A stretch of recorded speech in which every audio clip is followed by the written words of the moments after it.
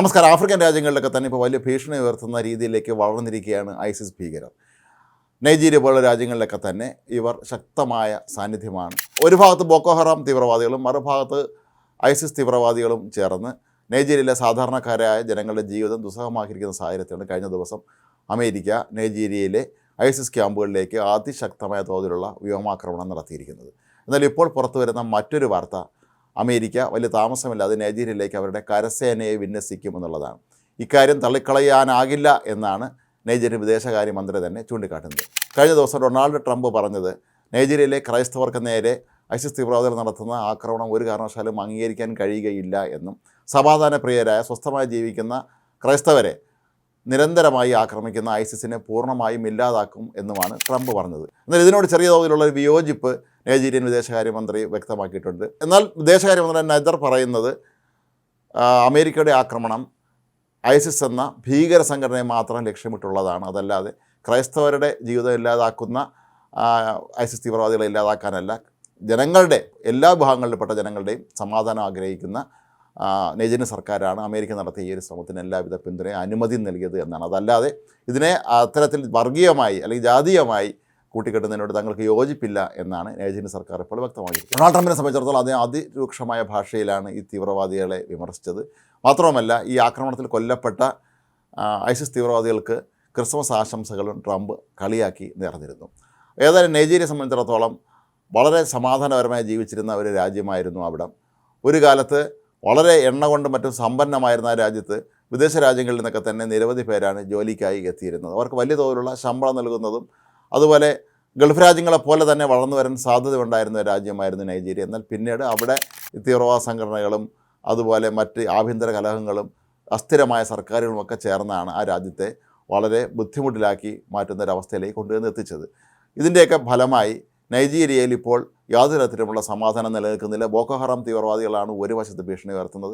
അവർ കുറേ വർഷങ്ങൾക്ക് മുമ്പ് ഏതാണ്ട് 270-ലധികം സ്കൂൾ വിദ്യാർത്ഥിനികളെ തട്ടിക്കൊണ്ടുപോയിരുന്നു.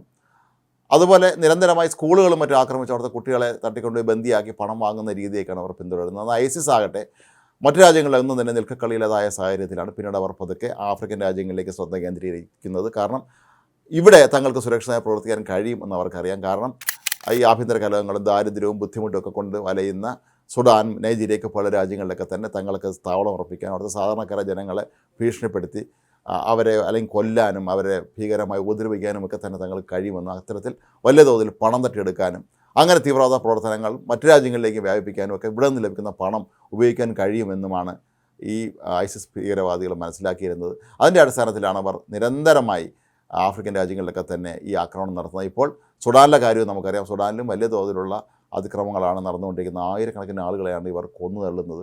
പക്ഷേ ഇപ്പോഴും ലോക മനസാക്ഷി അവർക്കൊപ്പം അല്ല എന്നുള്ളതാണ് ഏറ്റവും ഞെട്ടിപ്പിക്കുന്ന കാരണം. ഗാസയിൽ ഇസ്രായേൽ നടത്തുന്ന ആക്രമണങ്ങളെ അപലപിക്കുന്നവരാരും തന്നെ സുഡാനിൽ നടക്കുന്ന സംഭവങ്ങൾ കണ്ടില്ല എന്ന് നടിക്കുകയാണെന്നുള്ള വിമർശനവും വ്യാപകമായി ഉയരുകയാണ്. അപ്പോൾ ഈ ഒരു സാഹചര്യത്തിലാണ് നൈജീരിയയിൽ അമേരിക്ക അവരുടെ സൈനിക സാന്നിധ്യം ശക്തമാക്കാൻ തീരുമാനിച്ചിട്ടുള്ളത്. എന്നാൽ അമേരിക്ക ആകട്ടെ ഇക്കാര്യത്തിൽ ഇനി ഒരു പരസ്യ പ്രതികരണം നടത്തിയിട്ടില്ല. അവർ സൈനികരെ നേരിട്ട് ഇനി നൈജീരിയയിലേക്ക് അയക്കുമോ എന്നുള്ള കാര്യം ഇനിയും വ്യക്തമാക്കിയിട്ടില്ല എങ്കിൽ പോലും തങ്ങൾ നൈജീരിയൻ അധികൃതരുടെ അനുമതിയോടുകൂടി തന്നെ അല്ലെങ്കിൽ അവരുടെ പൂർണ്ണ സമ്മതത്തോടുകൂടി തന്നെയാണ് ഈ ആക്രമണം നടത്തിയത് എന്നുള്ള കാര്യം അമേരിക്ക സ്ഥിരീകരിച്ചിട്ടുണ്ട്. സാധാരണഗതിയിൽ ഇത്തരത്തിലുള്ള ആക്രമണം നടത്തുന്ന രാജ്യങ്ങൾ പിന്നീട് കരസേനയെ അയക്കുകയും അവിടെ അവരുടെ ചൂടുറപ്പിക്കുകയും അങ്ങനെ ആ രാജ്യത്തെ പ്രധാനപ്പെട്ട ധാതു സമ്പത്തുകളൊക്കെ തന്നെ കൈയടക്കുകയും ചെയ്യുന്ന ഒരു രീതി അമേരിക്കയ്ക്ക് പണ്ട് മുതലേ ഉണ്ട്. നമ്മൾ പല രാജ്യങ്ങളിലും അത് കണ്ടതുമാണ്. ഒരുപക്ഷെ നൈജീരിയയിലെ അപൂർവമായ എണ്ണ നിക്ഷേപങ്ങളും അതുപോലെ അപൂർവ ധാതുക്കളൊക്കെ ഉള്ള ഒരു രാജ്യമാണ്. അത്തരത്തിലുള്ള ഒരു രാജ്യത്തേക്ക് കടന്നു ചെന്ന് തങ്ങളുടെ ആസ്ഥാനം ഉറപ്പിക്കുകയും അങ്ങനെ അതുവഴി ആ രാജ്യത്തെ പരമാവധി വസ്തുക്കൾ ചൂഷണം ചെയ്യുക എന്നുള്ള ഒരു രീതി അമേരിക്ക ഇവിടെയും നടപ്പിലാക്കുമോ എന്ന് സംശയിക്കേണ്ടതുണ്ട്.